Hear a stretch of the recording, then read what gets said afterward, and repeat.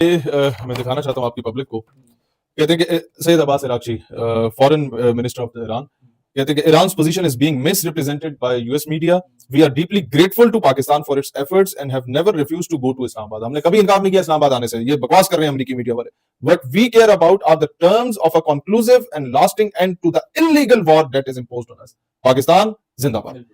देखें, कल रात को ना एक आई डोंट नो ये किसने बेवकूफ़ी की थी, खबर अचानक चल गई कि हम फलाने बरादर मुल्क के साथ खड़े हैं और ईरान से मायूसी है और तर्जुमान दफ्तर खारजा.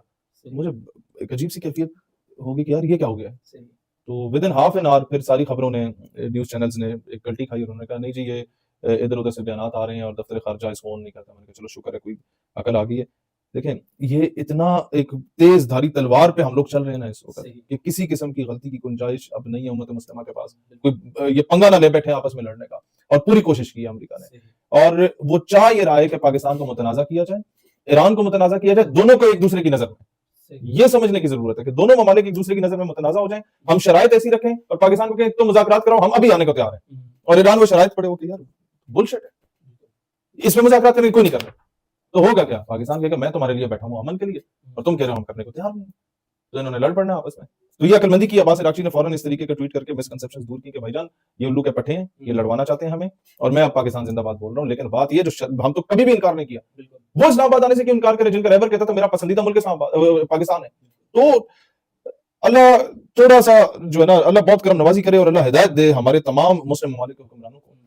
कि यूरोप ने इनकार कर दिया अमेरिका के साथ देने से, नेटो ने इनकार कर दिया है. आज सुबह अमेरिका और इजराइल ने अक़वाम मुत्तहिदा में करारदाद लाई कि अपना हुर्मुज़ को बाय फोर्स खोलना चाहिए.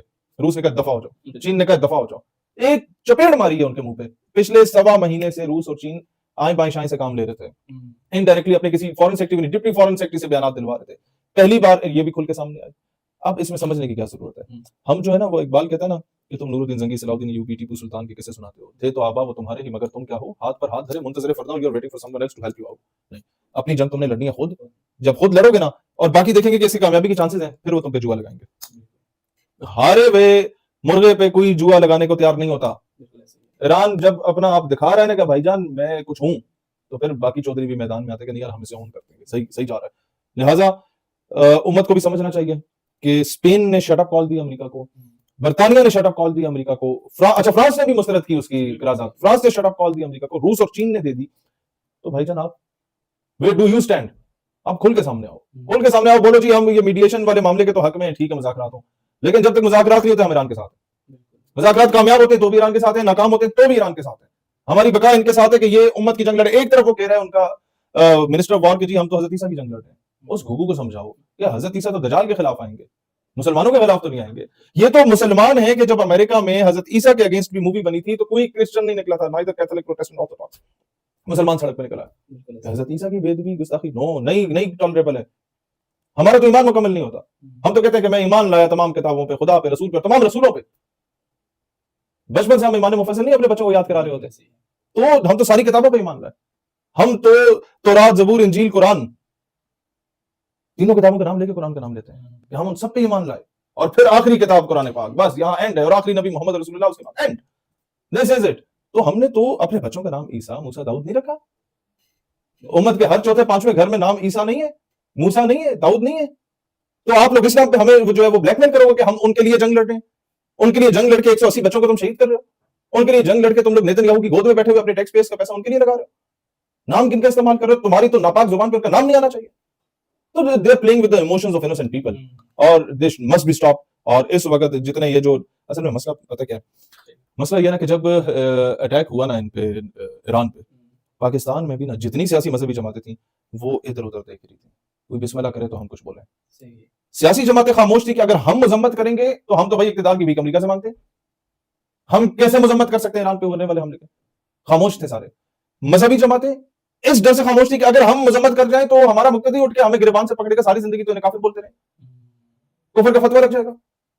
Pakistan Nazariyati party the first party जो हम लोग पूरा वफद लेके ईरानी सफारत कराने में गए, अगले दिन ही उसके बाद लाइन लगी, हाफिज नईम भी आ रहा है, फजल रहमान साहब भी आ रहे हैं, वो बाकी सियासी मजहबी जमातें भी आ रही हैं, सुन्नी शिया अहले हदीस सारे पहुंच गए.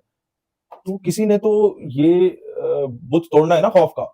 किसी ने तो فرقے کا بت توڑ کے امت کو متحد کرنے کی بات کرنی ہے. اگر ایک نو مولود جماعت ہماری طرح کی یہ کام کر سکتی ہے تو یہ بڑے بڑے لوگ کیوں خاموش ہیں؟ مجھے اس کی سمجھ نہیں آ رہی.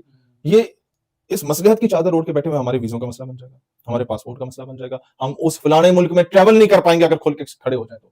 وہ فلانا ملک رہے گا تو ٹریول کرو گے. یہ جتنے برادر ملکوں کی تم باتیں کر رہے ہو, یہ کل کو آ کے ہم سے بھیک مانگیں گے. یہ جو ہم پہ آج قرضوں کا وہ کہہ رہے ہیں کہ واپس کرو, یہ بھیک مانگیں گے سر ہم سے. اور یہ الفاظ لکھ لیں, میری زندگی کی خواہش ہے یہ آ کے مانگے قرضہ اور ہم کے قرضہ نہیں دیں گے, ہم مفت میں تمہیں دے دیتے ہیں. وہ کمی پناہ نہیں کریں گے جو تم ہمارے ساتھ کر رہے تھے. دعا کرو اللہ ہمیں اتنا دینا کہ ہم لوگ تمہیں کبھی وہ تکنیک کا ناش نہیں نچائیں گے جو تم ہمیں نچاتے رہے. تو بالکل. چل بھائی یہاں پر ایک سوال ویسے میرے مائنڈ میں آتا ہے, آپ نے تھوڑا بہت کور بھی کر لیا کہ پاکستان کا ٹل کس طرف ہونا چاہیے. میڈیٹر کا رول تو پلے کر رہا ہے لیکن اسٹل پاکستان کو متنازع بنانے کے لیے یو ایس میڈیا جو چیزیں چلا رہا ہے آپس میں تضادات پیدا Pakistan must give them a sharp call کس طریقے سے like Iran had given them a sharp call. Pakistan must say کہ بھائی ایران کا بیانیہ آ گیا, they have never ignored, بلکہ اسی کے الفاظ we have never refused to go to Islam Abad. دو اس طرح کا بیان لگاؤ نعرہ پاکستان زندہ باد تاکہ پتا چل سکے کہ برابری کی بنیاد پہ بات ہوتی ہے. انہوں نے تو لگا لیا, تم لگاؤ, کراتے تمہاری میڈیشن. نہیں تو تمہارے اوپر اعتماد کرنے کو کون تیار ہے؟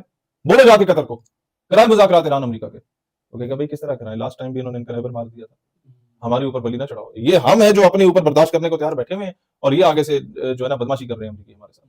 تو یہ تو نہیں ہوگا بھائی. ایک تو تم لوگ ہم سے منتیں کرتے ہو مذاکرات کرا لو, 48 گھنٹے کا کہتے ہیں کہ جناب جنگ بندی کی طرف جانا چاہیے ہمیں, امریکہ ریکویسٹ کر رہا ہے ایران سے, ایران کہتا ہے مسترد.